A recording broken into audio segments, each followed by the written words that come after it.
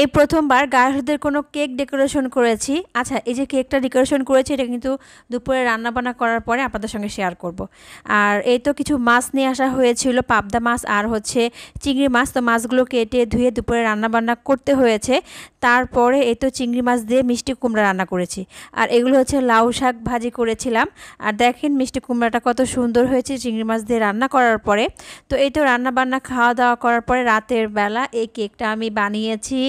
মানে বিকালে বানিয়েছিলাম, রাতের দিকে হচ্ছে এভাবে ডেকোরেশন করেছি। কিভাবে ডেকোরেশন করলাম সবকিছু ইনশাল্লাহ আজকে ব্লগে শেয়ার করব। এখন এই তো রান্না বান্না করব, তার আগে এখানে কিছু চিংড়ি মাছ, তারপরে হচ্ছে পাবদা মাছ, রুই মাছ নিয়ে আসা হয়েছে।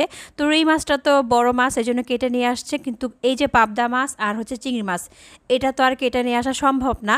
আর চিংড়ি মাছগুলো না আমি প্রথমেই পেঁচিয়ে ফ্রিজে রেখে দিয়েছিলাম। এরপরে চিংড়ি মাছের যে মানে ধারালো যে কি বলে এগুলো আষ্টে বা মাথার মধ্যে যে খোঁচালো এগুলো কাটা কাটা থাকে আর কি।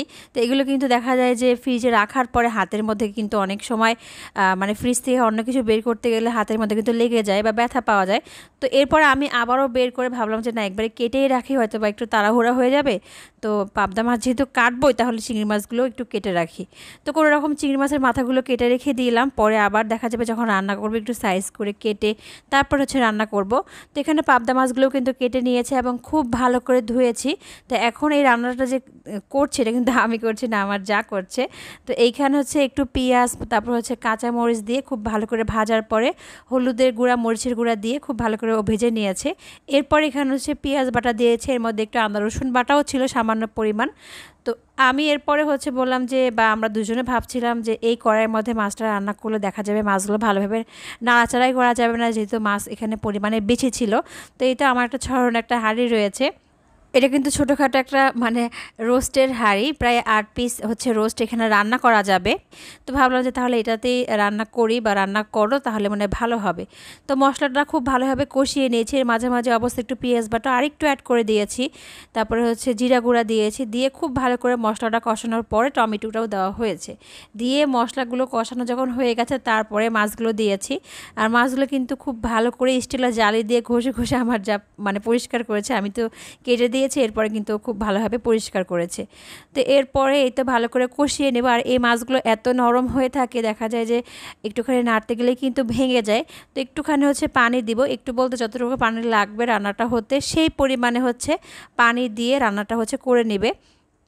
আর শেষের দিকে আমি শুধু একটু ধনিয়া পাতা দিয়ে এই তো নামিয়ে ফেলবো।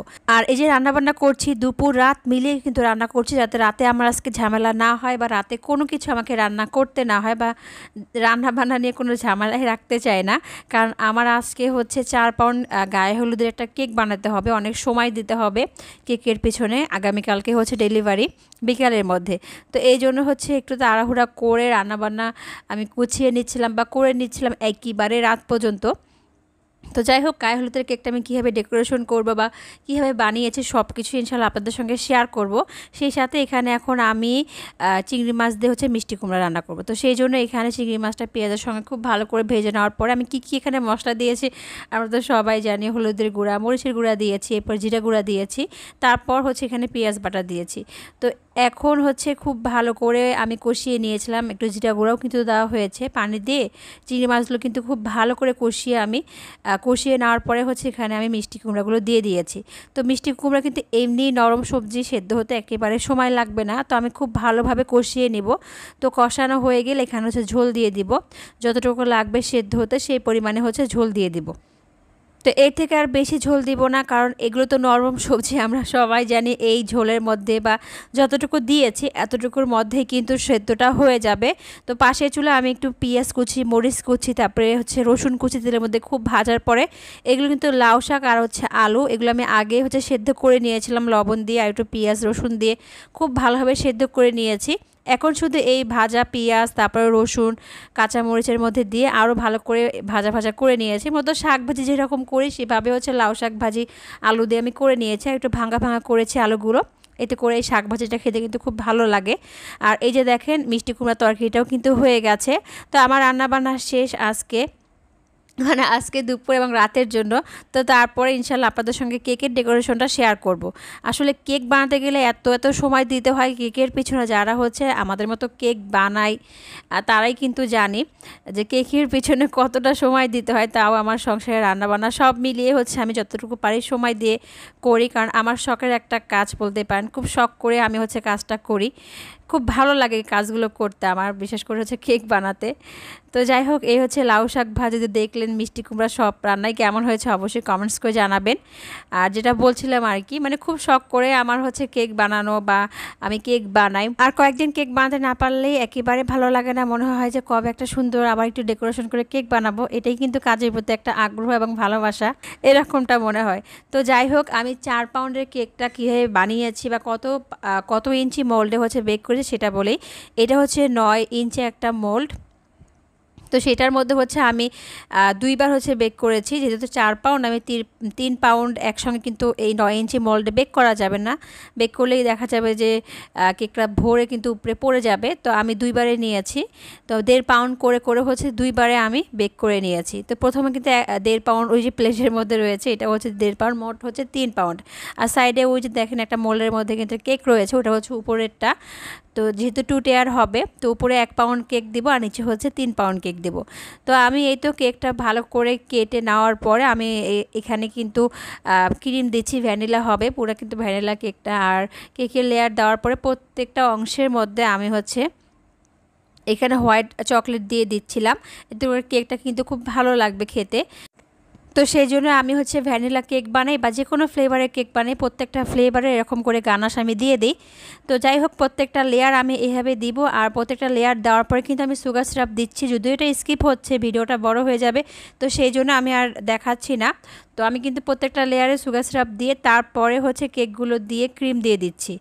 আর যারা আমার মতো এরকম নতুন কেক বানাচ্ছেন বা নতুন বিজনেস করার হচ্ছে চিন্তা ভাবনা করছেন, তো আপনারা থেমে থাকবেন না, কিছু একটা যদি করতে মন চায় অবশ্যই করবেন। আর আমি বিশেষ করে এই জন্য শেয়ার করি কেকের ডেকোরেশনগুলো, কারণ এইসব ভিডিও দেখলে বা আমি যতটুকু এই যে কাজগুলো করছি, যতটুকু আমি জানি সব কিছু কিন্তু একটু আপনাদের সঙ্গে শেয়ার করছি, এতে করে কিন্তু অনেক কিছু জানা হয়। তো যাই হোক, আমি এখানে দেখেন পুরো কেকটা ক্রাম কোট করার পরে কিন্তু প্রায় আধা ঘন্টা ফ্রিজে রেখে দিয়েছিলাম। এরপর বের করে পুরো কেকটা হচ্ছে আমি কাভার করেছি। কাভার করার পরে আমি 2টা শেড দিচ্ছি, হলুদ আর মানে রেড কালার আর ইয়েলো কালারের মধ্যে হচ্ছে আমি রাখবো কেকের কালারটা। তো সেইভাবে কিন্তু আমি করে নিয়েছি। কীভাবে করেছি যা শুধু আপনারা কিন্তু দেখে নিয়েছেন, 2টা কালারে কিন্তু আমি দিয়েছি। আর এই কেকটা কিন্তু আমি 9 ইঞ্চি মোল্ডে, মানে রাউন্ড 9 ইঞ্চি মোল্ডে কিন্তু বেক করেছি। আর যে বোর্ডটার মধ্যে আমি নিয়েছি 9 ইঞ্চি কেকটা, সেটা কিন্তু আমি 12 ইঞ্চি বোর্ডের মধ্যে নিয়েছি, ঠিক আছে। আর এই যে কেকটা বসিয়ে দিলাম, এটা কিন্তু 6 ইঞ্চি একটা কেক মোল্ডের মধ্যে হচ্ছে 1 পাউন্ড বানিয়েছে। তো নিচেরটা হচ্ছে 3 পাউন্ড, উপরেরটা হচ্ছে 1 পাউন্ড। আর উপরে কেকটা বসাতে যে খুব ভয় লাগছিল, এই মনে হয় পড়ে যাবে, কারণ এর আগের কেকটা কিন্তু পড়ে গেছে। আসলে বানাতে না এক সময় দেখবেন যে আর এরকমটা হবে না।